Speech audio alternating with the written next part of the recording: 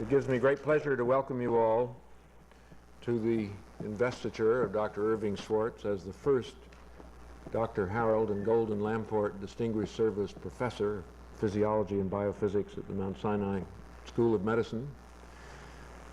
This is unlike any investiture that we've had before from the medical standpoint, in that we are actually honoring two physicians today. In the past, I think by what might call by more natural circumstances, we have honored a donor who has been thoughtful and kind to Mount Sinai and donating funds for a named chair. This time the donor and his family are distinguished people in themselves in the medical field, and that makes this a double event. In fact, the chair is named after the late Dr. Lamport, who was a distinguished professor himself at Mount Sinai for 10 years, and who after his death was honored by being made the Distinguished Service Professor of Physiology and Biophysics. So that in effect Dr. Schwartz today is being invested as the second Distinguished Service Professor of Physiology and Biophysics, this time with the title of Dr. Harold Lamport and Golden Lamport Distinguished Service Professor. To begin the proceedings, it gives me great pleasure to introduce to you Mr. Alfred R. Stern, the chairman of our Board of Trustees, who will bring you several messages. Thank you, Dr. Chalmers. It is a great pleasure to be here this afternoon to participate in this occasion. I am delighted to convey the felicitations of our entire board to you, Dr. Schwartz, as we recognize your valuable contributions to Mount Sinai. Dr. Schwartz, as most of you are aware, has served Mount Sinai with distinction as chairman of our Department of Physiology and Biophysics, as well as dean of the Graduate School of Biological Sciences. And it is indeed fitting that he be honored for his role in the growth and development of our School of Medicine. It is also fitting that in honoring Irving Schwartz, we will be paying tribute to another brilliant scientist who graced our institution, Dr. Harold Lamport, who served Mount Sinai as a research professor in the Department of Physiology and the Graduate School of Biological Sciences, and as Dr. Chalmers just mentioned, was posthumously designated a Distinguished Service Professor of the Mount Sinai School of Medicine. But I would like to limit my remarks today to a few thoughts about Mrs. Harold Lamport, Golden Lamport. She so imbued was with the importance of her late husband's work as Golden Lamport, that, as many of you know, she serves the Department of Physiology, Biophysics, and the Graduate School as a valued adjunct for which her compensation is the gratification which comes from seeing the important work of that department go forward. Golden is a volunteer in the highest sense of the word. Not only does she give of her time, effort, and material worth, but she is involved. A believer in the upgrading of medical education, she has established the Harold Lamport Prize for medical students at many schools of medicine. Mount Sinai is also one of the number of schools of medicine which each year present the Harold Lamport Visiting Lecture and Visiting Professorship.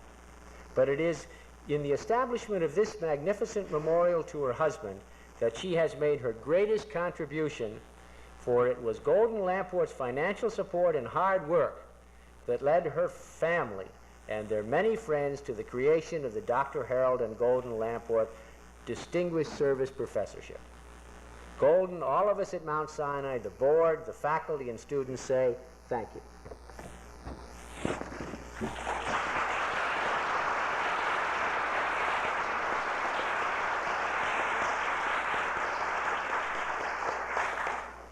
The chairman of our development committee, Mr. Robert E. Rubin, had planned to be with us today, but at the last minute he found it impossible to join us, so he asked me to say a few brief words on his behalf. In our determination to build a school of medicine that would continue the tradition of excellence established by the clinicians at our hospital, we have recruited a faculty consisting of distinguished scientists, men and women noted for their experience and ability to transmit their knowledge and skills to new generations of medical students. In this endeavor, generous benefactors who have endowed professorial chairs have played a pivotal role. Since our School of Medicine was opened in 1968, 23 professorial chairs have been endowed and occupied by such men of international reputation as Dr. Irving L. Schwartz and other colleagues. Private sector giving is crucial for us as we strive to meet the basic needs of our school and hospital now and in the immediate future. With new, broad-based support, we can help Mount Sinai enter the decade of the 80s with the ability to maintain those standards of excellence which have been the touchstone of Mount Sinai for over the past century and a quarter.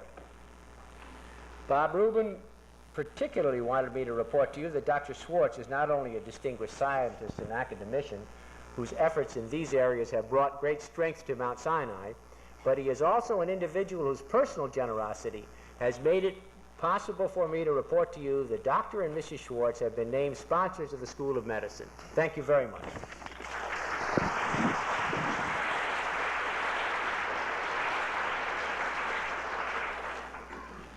Thank you, Al. It is customary at these proceedings to introduce the members of the families of those up here on the podium who are involved in the proceedings, and it gives me great pleasure to do that. The first, it says here, Felice N. Schwartz, Dr. Schwartz's wife, but I'm going to introduce her as Ducky. Where is she? Would she please stand? Goodness, she's way off on the side.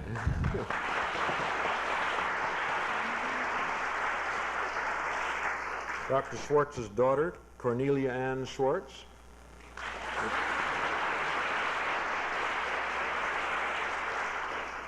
Dr. Schwartz's son and daughter-in-law, Tony and Deborah Schwartz.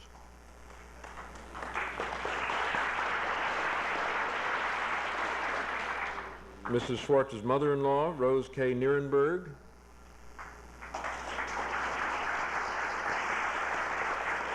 I think she's way in the back.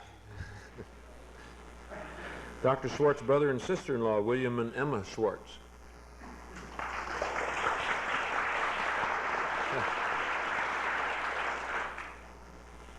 Mrs. Schwartz's uncle and aunt, Jack and Alice Kaplan.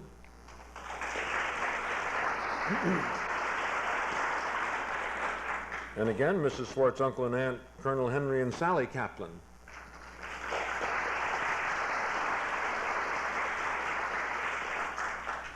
Mrs. Lamport's daughter and son-in-law, Professor James and Stephanie Lamport Norenberg, and their children, Gabrielle and Peter.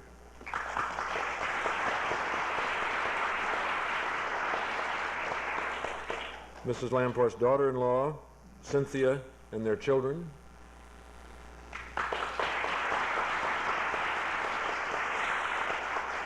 Mrs. Lamport's niece, Stacy Jamil Magone.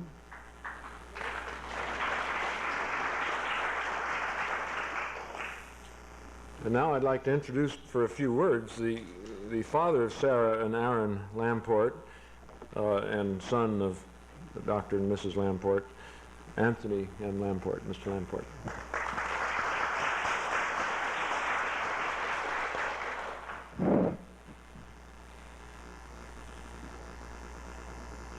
I was asked to say a few words about my mother because Dr. Schwartz will be speaking about my father, as he would particularly want to be remembered for his scientific endeavors.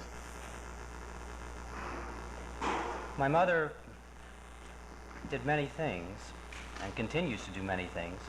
She's been a fabric designer, an art director, an editor, a foundation president and director. And during her career, she's been very much concerned with education, and particularly medical education. She has reported on medical teaching in hospital installations abroad. She's been concerned with the teaching of history and American history in schools, and is part of a committee in Connecticut that is working on that.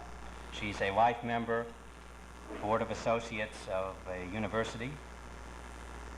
And then, as Mr. Stern mentioned, she very energetically pursued a project that my father and she had developed, and that was giving awards to major medical schools. These awards to be given for excellence in research on the part of medical students, because my father was particularly concerned with young people and with the development of the research effort. And there are many awards often for clinical excellence, but he was concerned with research as well. And finally, as I mentioned, my mother is an ex officio, if you will, member of the department here.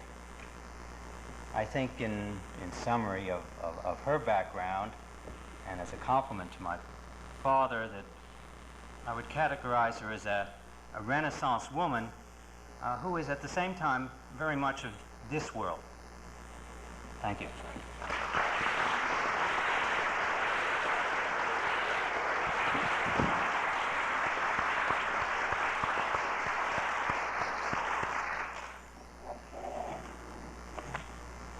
I also was going to say a few words about Dr. Lamport, but I think that Irv will do them much more eloquently than I.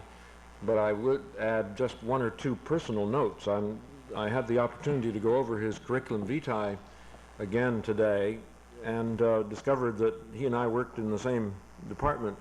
And I think I remember those days. In 1939, he's listed as working in neurology at Columbia Presbyterian, where I was a first-year medical student with a National Youth Administration job, doing some odd jobs for Tracy Putnam, and I think that our paths must have crossed during that year.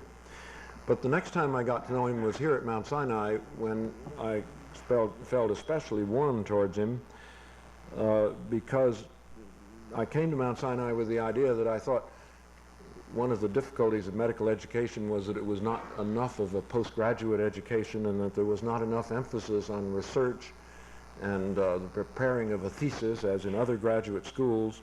And I knew that Yale, where Dr. Lamport spent so many years, had a requirement of a thesis of its medical students before they could obtain the MD degree.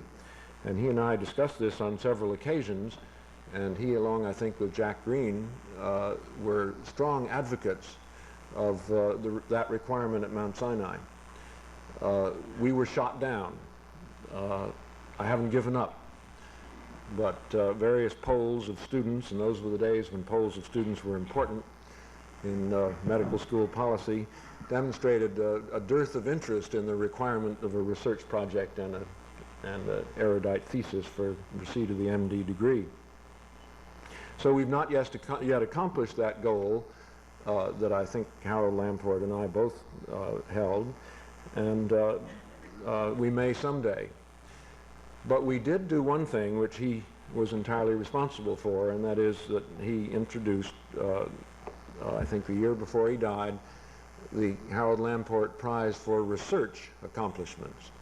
And each year now we give a prize to the medical student in the fourth-year class who has accomplished the best research during his career at Mount Sinai. And we think that's a move in the direction which we're after of reminding physicians to recognize that there is abysmal ignorance about the practice of medicine in the world, and that no matter how much they may be devoting themselves to caring for patients as their primary career, they still have a responsibility to learn how to do research and to learn how to recognize good from bad research. And I think that is a characteristic of both of the men that we are honoring today, and also of our principal speaker. I should like to say a few words about Dr. Schwartz before bringing Dr. Stern back to the podium to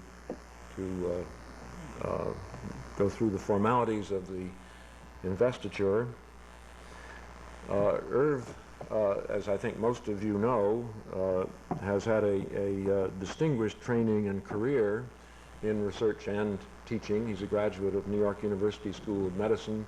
He had his training, clinical training, and his first research training at New York University, and with some slight interruption by the Army. And then he had a distinguished 8 years at the Rockefeller Institute from 1950 to 1958, and made at that time a number of distinguished friends, many of whom are here today to honor him. After that, he had 3 years at the Brookhaven Laboratories and continued a full-time research career, and then became professor and chairman of the Department of Physiology at the University of Cincinnati.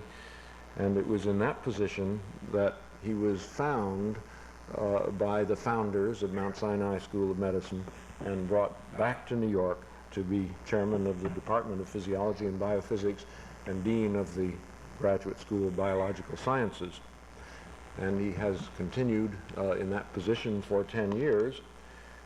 And now he's making a change, and he and I are, and I think the world will be very enthusiastic about that change, because, as you know, department chairmen are saddled with administrative chores, which I think it's too bad that our system is such that great investigators and teachers work hard to achieve the ultimate recognition in their skills, which is to become a department chairman, which means that they then stop doing their research and teaching, for which they've learned to do so well. And Irv is the unusual kind of person who has continued his research throughout, but now is so full of ideas and recognizes that if he's going to achieve fruition in those ideas, that he's going to have to give up this administrative load and start becoming a full-time biological investigator and reach even greater potential if that is possible.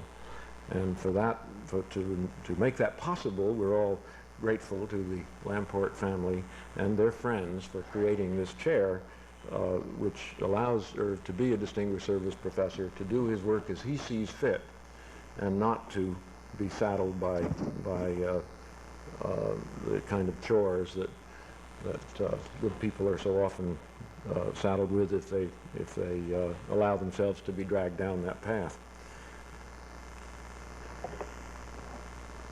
Mr. Stern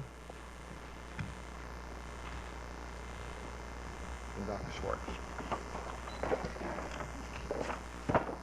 Mr. Stern, it's my pleasure as Dean of the School of Medicine, on behalf of the faculty, to present to you Dr. Irving L. Schwartz as the first Dr. Harold and Golden Lamport Distinguished Service Professor. Thank you, Dr. Chalmers. Dr. Irving L. Schwartz, Dean of the Graduate School of Biological Sciences. It is with a great deal of pleasure that I present to you this certificate of appointment, which reads as follows. Board of Trustees and the Dean of Mount Sinai School of Medicine of the University of New York, to all to whom these presents may come, greetings.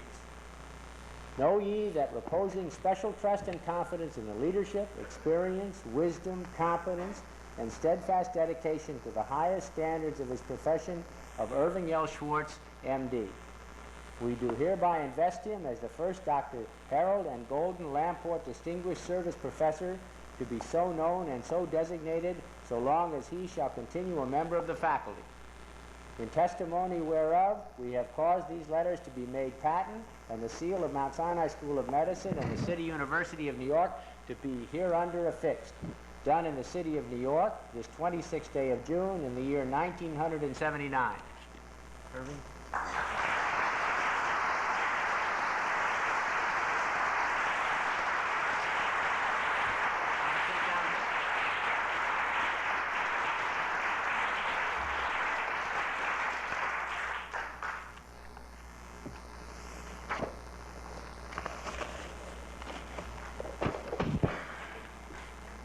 Mr. Stern, Dr. Chalmers, distinguished members of the dais, friends on the dais, members of the immediate and the extended Lamport family, my own immediate and extended family, members of the Mount Sinai family, long-standing friends, new friends, friends to be, and guests. I am deeply moved by the presence of each and every one of you here on this beautiful summer afternoon, where there are perhaps better things to do in the park. And I'm very grateful indeed to all those who made this event possible. Golden, Tony, Cynthia, Jim, Stephanie, and the many others who loved and admired Harold Lamport and contributed to this particular way of perpetuating his memory. To Harold himself, whose exquisite scientific taste, lofty academic ideals, and great intellectual companionship made the years of his and my scientific and educational collaboration so vastly stimulating that I'm no less than thrilled at the linkage of his name with mine. To Al Stern for being here to preside over this linkage and make it official, authoritative, and enduring. To Tom Chalmers for first thinking up the idea of this linkage and then facilitating its implementation. To Mr. Backrack and Mrs. Spear and their staff and associates. To Mrs. Leake, Mrs. Huffman, who, of my own office, for their total involvement in arranging this afternoon's formalities and festivities. To Vince Dole for welcoming me in 1950 into his fledgling department at the Rockefeller Institute, now the Rockefeller University, and for his long mentorship and collaboration, and for being the one who first introduced me to Harold Lamport in the early 50s. To my wife and children, who have, without excessive complaint, tolerated decades of absurd working schedules and deadline panic. To George Vineyard, Vic Bond, Maurice Goldhaber, who are here, present, and emeritus directors of the Brookhaven National Laboratory, who have been marvelously supportive of Mount Sinai Brookhaven collaborations. To Professor Carl Ulrich, director of the Max Planck Institute for Biophysics, and his associate, Dr. Irene Schultz, who are here from Frankfurt, Germany. To Sonny and Abe Rosenberg for their very special friendship. To Terry Krowich for the magnificent job she does in running our Biomedical Sciences doctoral program. To Minna Reese, first president of the City of the University of New York, the CUNY Graduate School, who is here today and who in 1968 made it possible for me to launch this program, which Terry now runs. And to Harold Prashansky, Minna's successor as president of the CUNY Graduate School, also here today, who helps us maintain and improve this program. To Mimi Burson and to Roz Yallow, our first Nobel laureate, whose presence here reflects both themselves, represents both themselves and the late Saul Burson, a treasured friend and Mount Sinai's first Samuel Bronfman Chairman of Medicine. To my colleagues in the Department of Physiology and elsewhere throughout our school who have given time, thought, and cooperation to our joint educational and scientific enterprises. To many treasured friends, some of whom have come great distances and or braved long gas lines. And finally, again, to all those of you who have graciously arranged to be here today to share this special moment with me and to join me in honoring Harold and Golden Lamport. This occasion is enormously meaningful to me on a number of levels and for reasons that I've just alluded to, and for several other reasons which I would like to share with you briefly. In the first place, it has already provoked a myriad of personal memories that carry me back to my first suggestion to Harold Lamport that he exchanged the academic ivy of New Haven for the steel and cement of 100th Street and Fifth Avenue. At that first meeting, I never thought he would really leave New Haven to join me in what was then a microscopic educational enterprise in comparison to what he was enjoying at Yale. But he did. And I'll never forget one of our early conversations in which I told him that I thought we would be pressed for budget and space because the building program for our new school would in all likelihood cost many times the amount that we'd originally projected. At that point, he stopped me and he told me that he understood these matters and that what attracted him was the new and exciting philosophy that was coming off the ground with the Mount Sinai School of Medicine, and that salary and space was no consideration whatsoever in this life. In fact, he told me that for as long as it might be really helpful to Mount Sinai, he would forego his salary or return it as a contribution. And he also reminded me that his interest then was primarily in biomathematics, so that he didn't need any space or equipment other than a pencil, some paper, and a place to sit. Finally, he posed the question, and I recall this verbatim. He asked me, as the first basic science chairman at Mount Sinai, do you see your way clear to recommend me for a full professorship? I remember being astonished by the modesty in tone and words with which this request was made, and I remember thinking to myself, this is incredible. This man, who has contributed more than anyone else in his era to the understanding of the circulation of blood through the kidney, who had recognized that ultrasound could be used to break up kidney stones and thereby save many patients from agony and or surgery. This man who had designed the G-suits without which much of modern aviation and spaceflight would have been impossible. This man is telling me that for his current work he doesn't need money or space, and then asking me modestly, do you see your way clear to making me a full professor?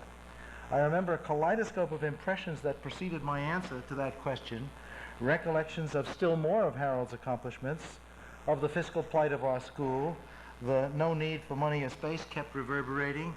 I remember half rephrasing his question, do I see my way clear? And then like a bullet I remember answering with one word, luminously. Not long after that conversation, Harold moved into our department in the Basic Sciences building on 102nd Street, and he plunged headlong with me into the development of our graduate school programs. Together we had become deeply interested in the ideas, one, that medical students should be provided more than the then conventional amount of time allotted for independent study and reflection. Tom mentioned something of this. Two, that the requirements for factual information and memorization be reduced. And three, that in general terms the student should be cultivated in the atmosphere of a graduate school rather than a trade school. He told me often that the long record of inertia in leading academic institutions suggested to him that innovation by renovation was less expeditious than building totally new foundations. And we decided that the best way to develop the atmosphere of a graduate school within a medical school was by creating and bringing together two such schools geographically, operationally, and philosophically. To some extent, these ideals were and are being achieved, initially with the help of Harold Burlington and now under the leadership of Dr. Terry Krolwich. Harold Lamport's hope and our ultimate goal was and is to achieve vital interdisciplinary interactions amongst clinicians, basic scientists, medical students, and graduate students within one institution and within either a single building or a compact campus of adjoining buildings. It has long been recognized that a professional school such as a medical school functions at its best when it is broadly and deeply involved with its non-pragmatic counterparts within the university. Nevertheless, effective ties between the professional and the pure elements in modern universities have been limited.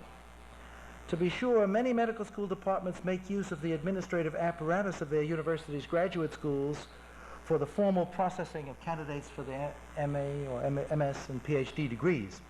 But there is generally little substantive or inspiring academic interaction. Nevertheless, Harold and I were convinced that cross-fertilizing and productive ties between a medical school and a graduate school could be achieved if the two units were developed contiguously with curricular, scholarly, and laboratory interaction established from the outset. Indeed, it was Harold who first made me aware of Douglas Knight's elegant description of the fundamental responsibility of graduate schools. I should have known this from Douglas Knight himself, who was a close personal friend of my wife and a colleague, but it was Harold who pointed this out to me. And it's a small portion of this description that I would like to bring to your attention now, because this viewpoint was so strongly shared by Harold, and because I think we at Mount Sinai must keep these fundamental principles in mind as our graduate medical schools move into the future. Graduate schools are not primarily obligated to a profession, this is a quote, but to a discipline. And they build their relationships of knowledge, wisdom, and action in ways that seem superficially more tangential to life than those of the professional schools. The vigor and significance of a great graduate school expresses themselves most clearly in a power of self-criticism, in a constant dialogue between what is known and what may be known. To put it another way, the constant critical evaluation of knowledge is the major task of a graduate school.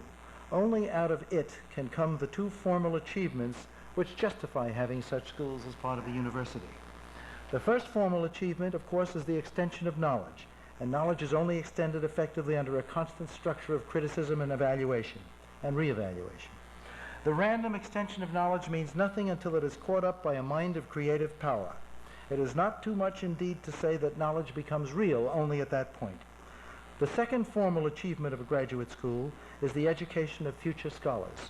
And here too we must realize that training which limits itself to the mere manipulation of facts has no real value. The scholars of the future must be even more critical and creative than the scholars of the present. They must be so because they will have to be more learned. And their learning will bury them unless they have within their graduate discipline itself the means of ordering, selecting, controlling, and valuing what is known. Valuing, selecting the knowledge. If creative learning at its best involves this constant and critical dialogue, it does not stop there. Often it may look as though distinguished scholars talked only to themselves and to one another, but they also carry on a conversation with their society. The thought of a Newton or an Einstein is first of all a conversation for 2 or 3 minds, but before it's finished, it has shaped national action and the inner lives of countless human beings. In 100 less publicized areas, the scholar changes our world. He may bring 40 years of learning to bear on the Dead Sea Scrolls, or he may interpret for us the inner life of a Lee or a Lincoln. He may show how the obscure passages of Proust or Joyce represent some of the most penetrating and necessary insight of our century. In all these matters, the true scholar maintains a precarious balance. He fails if he tries to make his insight constantly useful to the society around him, because he inevitably falsifies it. And he fails equally if he adopts the position that the more esoteric and unavailable his learning is, the more glorious. What the scholar has to offer his world is some calm sense of the relative importance of its various preoccupations. He affects its actions by the sharpness of his interpretation and by the courage with which he supports his insight. In this way, he is a profoundly active person himself, of a less spectacular and yet often a more abiding sort than those whom we usually deify as our heroes of action. And that's the end of Doug Knight's quote. Surprisingly, as the total number of scholars in society increases, fewer seem to fit this ideal. The burgeoning of information makes it more difficult to achieve depth in a specialty and at the same time to develop and retain breadth throughout the full range of science, or even within the confines of a single discipline. A typical graduate student today is allowed or even encouraged to limit his development as a generalist in favor of virtually exclusive concentration within a subdiscipline. And thus, PhD notwithstanding, he emerges from school with a perspective of such narrowness as to rob him of the ability to make the important value judgments which should set the course of his career, ensure the developments of his own students, and ultimately affect the nature of the society in which he lives. In the laboratory, his activities tend to move toward greater purity within his elected discipline and greater remoteness from other disciplines. He is therefore likely to address himself to the more readily soluble problems that arise within a single discipline rather than to the less tractable but more important problems which tend to bridge disciplines and require a breadth of background and experience which he has been denied. Thus he may be forced into a sterile commitment to minutiae which he may rationalize in the name of art for art's sake. Now, the medical student or physician may find himself in an equally unproductive intellectual abyss because of comparable narrowness of perspective at the pragmatic end of the spectrum. Thus, the responsible educator today is faced with the problem of deciding how best to respond to the pressing needs of modern society and yet to preserve a leisurely and urbane attitude towards scholarship, an exemption from the overriding obligation to use knowledge for practical ends, a sense of perspective which accompanies the broad horizon and the distant view, and an opportunity to give undivided loyalty to the kingdom of the mind. The roots and ramifications of this problem reside in the incongruence of our mission-oriented society and our discipline-oriented universities, an issue to which George Vineyard will remember that Alvin Weinberg first drew attention. Now, Harold Lamport believed that it is important to face the mission-discipline duality in medical and graduate education by attempting to develop scholars in both the clinical and basic sciences who can maintain the precarious balance between application and purity on the one hand and specialization and generalization on the other. And Harold worked with me and on his own toward the realization of this goal by helping to lay the philosophic foundation for a broad interplay of graduate education and medical education in which faculty members and students would have close contact in a set of core courses portions of which would be given to graduate and medical students together, and portions of which would involve seminars on the relationships amongst physical science, biology, medicine, social science, and the humanities, and would be held jointly by the medical and graduate schools throughout the academic year for all classes of faculty and all classes of students, that is, and all members of the faculty. Harold was also forever after me to make sure that opportunities be provided to medical students to explore experimental or theoretical problems in depth within the graduate school, and to encourage in selected cases research collaborations between one or more medical students and a graduate student who had reached an advanced phase of his or her thesis research. I could go on, but I've already taken more time than I intended. Therefore, let me conclude by saying that thanks to Golden Lamport, her family and friends, and to Tom Chalmers, I have been given a gift of time which will allow me to increase my activities in the laboratory. In addition, this gift of time should make it possible for me to pursue with vigor Harold Lamport's dream of a close working association between our medical and graduate schools in order to provide an intellectual and humanistic climate in which mission-oriented medical students and discipline-oriented graduate students bring about a salutary blending of the pragmatism of the activist and the purism of the theorist, so that both can relate their evolving interests and growing competencies to the pressing professional needs as well as the loftiest intellectual ideals of our society. Thank you.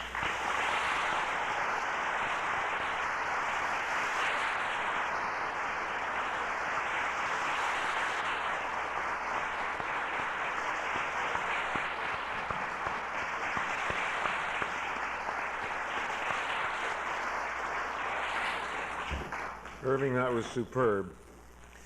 And we all look forward to the coming years and the great productivity of your activities.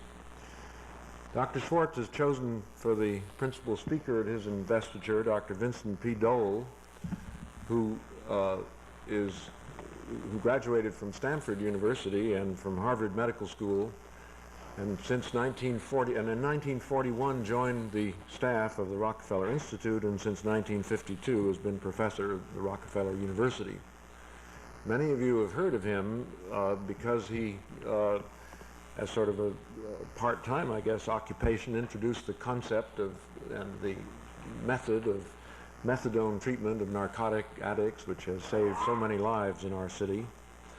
But he also is known very well to our scientists as a scientist who has done much important work in the years that he has been at the Rockefeller. Among them, the demonstration that free fatty acids are actively involved in the metabolic processes, and the description of the physical principles that go on with the broadly used techniques of electrophoresis. It gives me great pleasure to introduce to you Dr. Dole. And unfortunately, I left the title of your talk back by my chair. Vince, will you give it also? Thank you.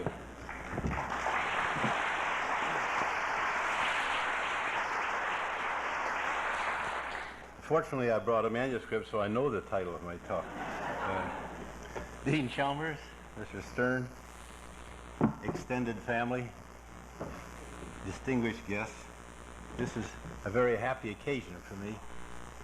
I was listening to Irv with fascination and was rather taken by the thought that perhaps he was going to use the classic response that Yogi Berra made on a similarly important occasion when he was standing in the middle of Yankee Stadium getting an award.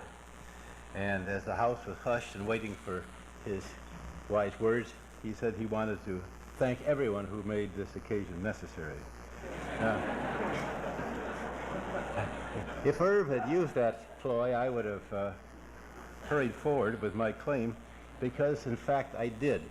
It was my privilege to introduce Irv and Harold Lamport some 25 or 6 years ago, and I suspect it's the most important thing I did in the year of 1952, because it obviously was a compatible introduction. I'd known Harold Lamport since the early 1940s as a pioneering biophysicist. That's a person who is applying mathematical analysis and engineering thought to some of the structural and dynamic problems of physiology. It's now a very well-established and popular field, but at the time, very few were in it, and in fact, it didn't exist except for the few pioneers. Lamport was studying the dynamics of the microcirculation of the kidney at that time, I recall. And I had come recently into the department of Dr. Van Slyke and had undertaken to study something of the fluid motion in the tubules of the kidney.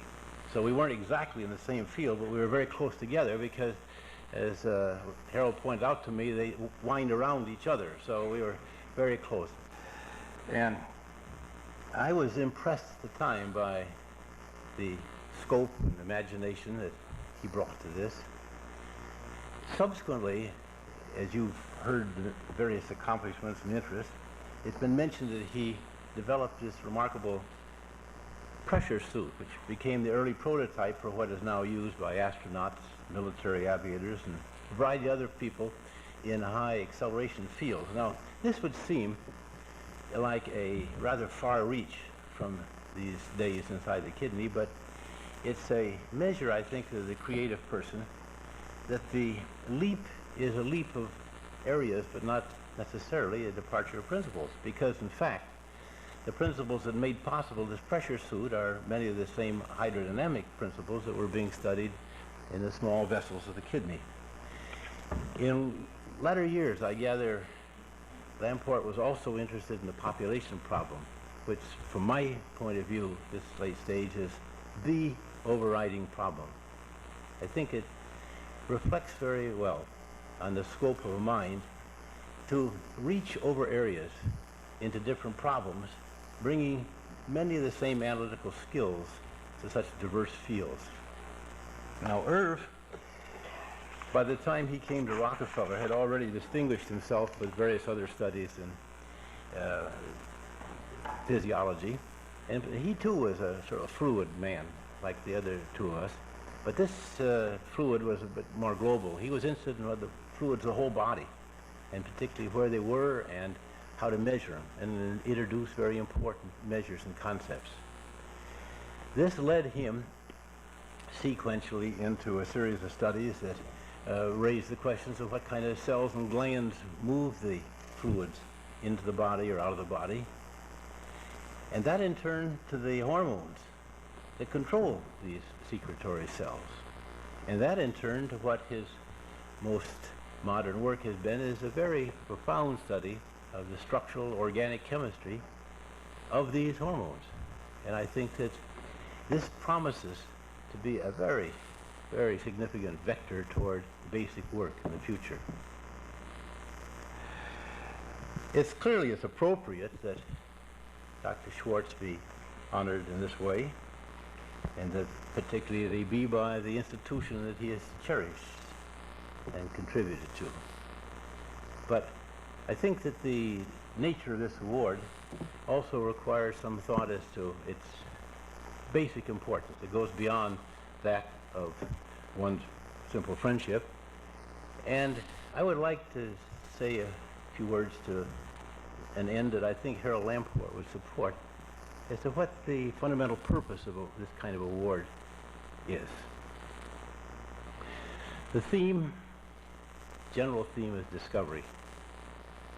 I think that it's possible to develop a fair argument that the human race dates from two very big discoveries that were made by some sort of obscure creatures quite a while ago. One was the discovery of clubs, and the second was the discovery of fig leaves. The clubs produced weapons and tools and eventually science, and the fig leaves led to religion. I think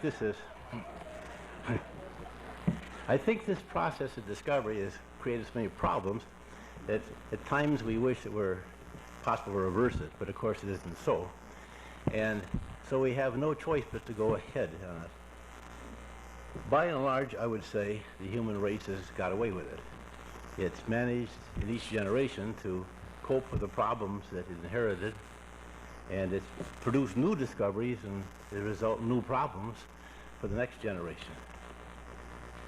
Whether or not our luck will hold out is up for argument. It's not assured, but I think that it's possible that distinguished professors may give us a little more hope in the balance.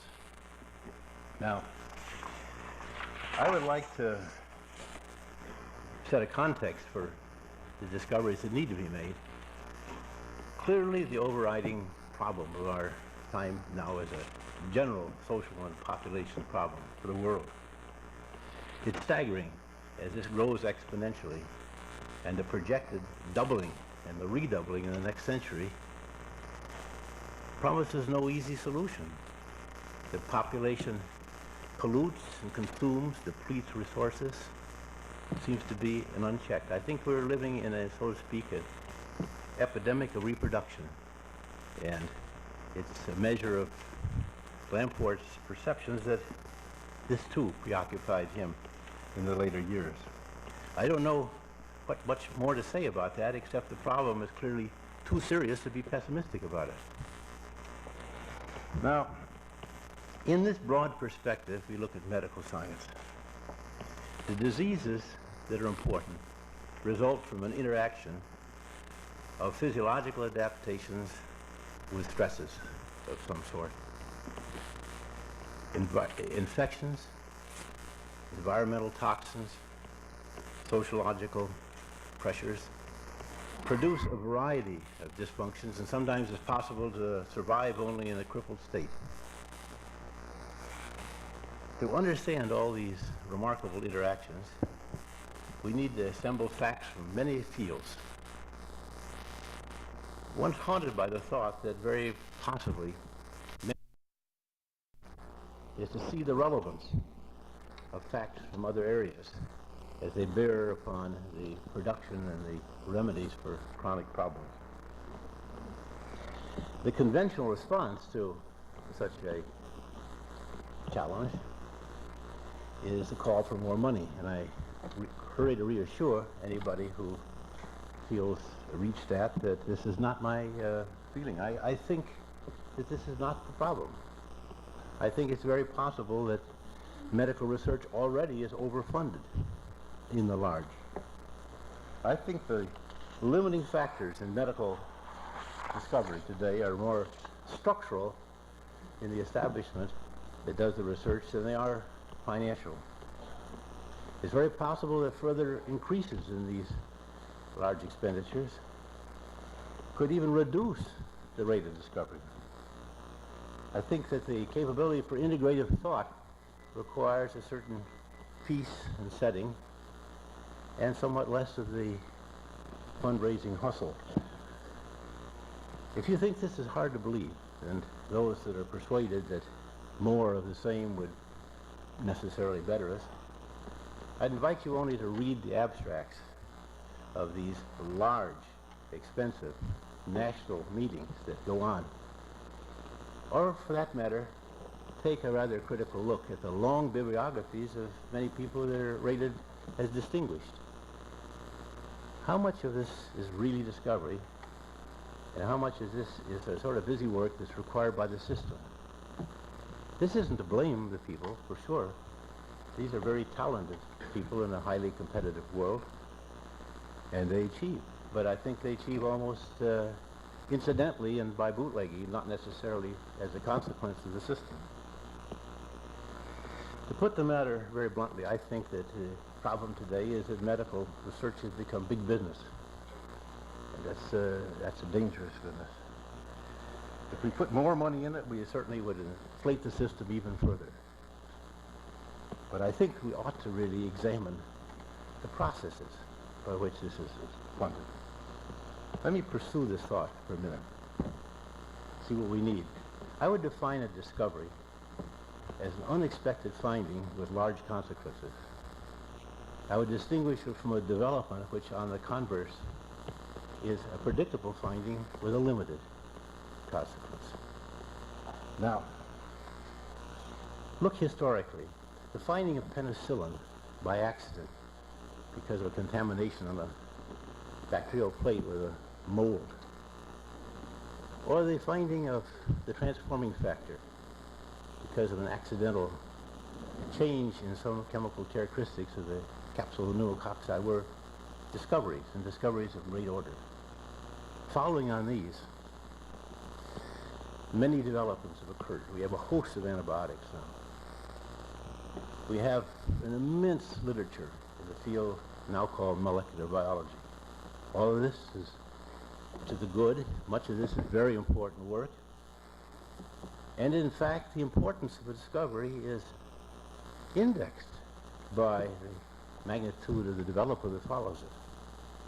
But I think the point to make is that a continual mining around the same mine shaft exhausts the ore body.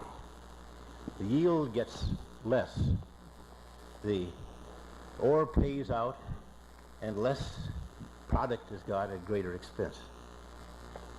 One needs to refresh the system by a flow of discoveries, and this, I think, is where our present system of research funding is deficient. Unfortunately, this university governmental complex uses its talent for more immediate needs than discovery. An investigator, if he shows any talent at all, and particularly if he's able to get a grant, becomes a professor. If then he shows a little more ability in administration, why, he advances to the level of a chairman of a department. The best and the brightest of the crowd are made into deans. And while they're deans, they have essentially two jobs. One is to balance the books of the institute, and the second is to resist the demands of the faculty. If there's any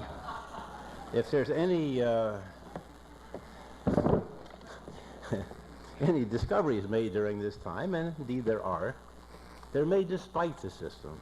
It almost has become necessary for the investigator to bootleg the discovery. The government is not more sympathetic to this process.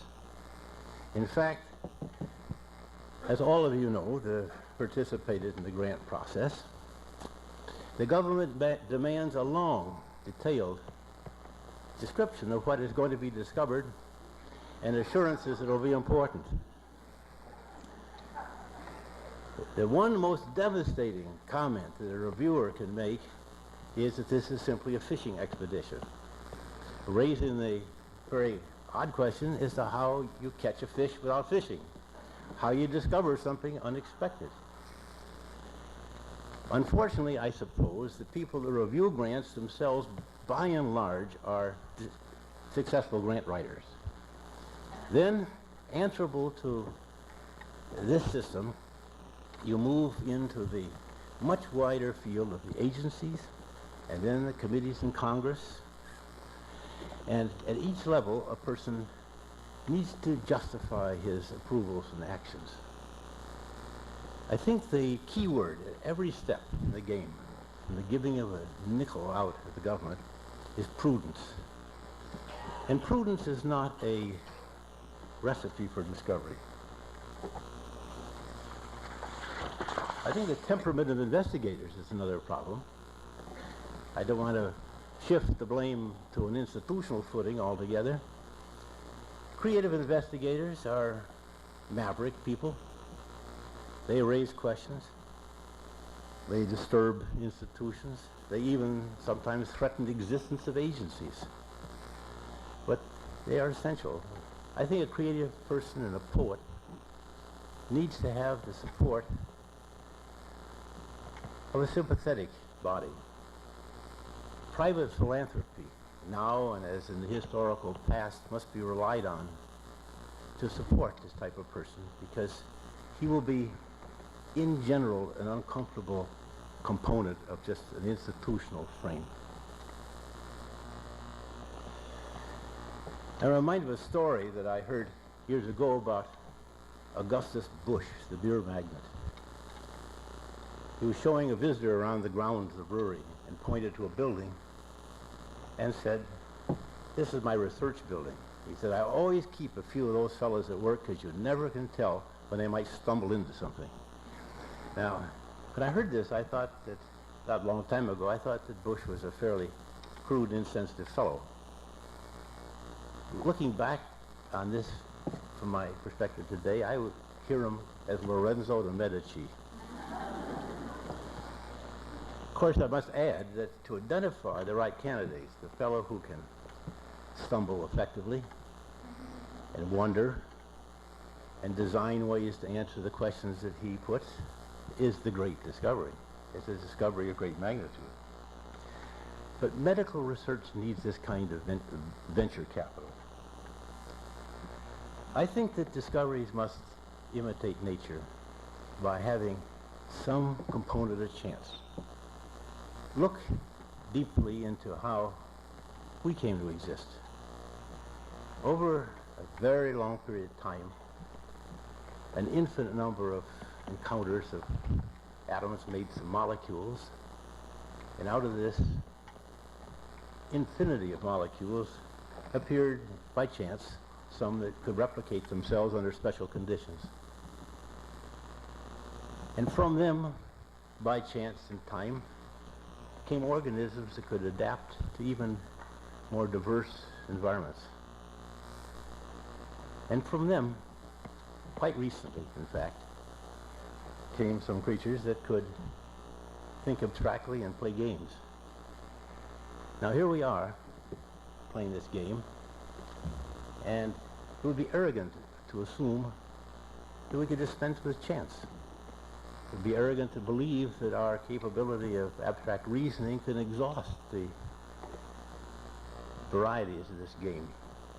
I think those of us that are trying to comprehend things in biology, which we will for surely never do fully, need to have some of nature's tricks still working for us. Now, obviously we don't have the time or the resources that the universe has put to bear on this, so we must do what we can to aid chance, but we cannot dispense with happenstance.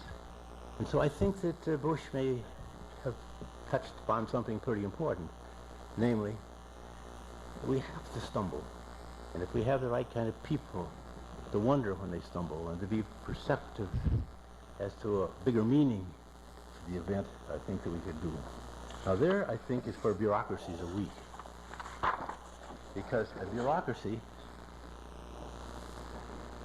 cannot avoid being wrong, and it can't afford to admit that it is. And so it never learns. I think the perceptive person learns from the mistake, and the ratio of successes to mistakes must be small if a person is really into a new area.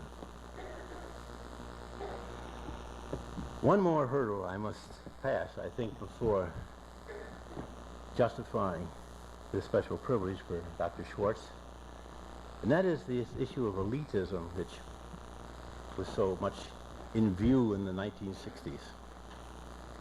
Undoubtedly, this is a very privileged position into which he's been moved. And looking back into the 60s, I'm sensitive to the fact that the so-called liberal wing was very uncomfortable with elitism. I think in retrospect it can be seen that they were more concerned with eliminating privilege than they were of relieving poverty. The need today, I think, is much clearer. We need talent. I think the issue in this appointment really is not privilege but responsibility. I think that what Irv moves to now as he leaves some of the more routine jobs is to the hardest assignment of all, and that is making a useful discovery. And so, Mr. Stern and members of the Board of Trustees, I can speak as a member of the scientific community and welcome Irv Schwartz to this very remarkable position now. I'm happy to see him become the Harold and Golden Distinguished Service Professor at Mount Sinai School, and I think you've made a good choice. Thank you.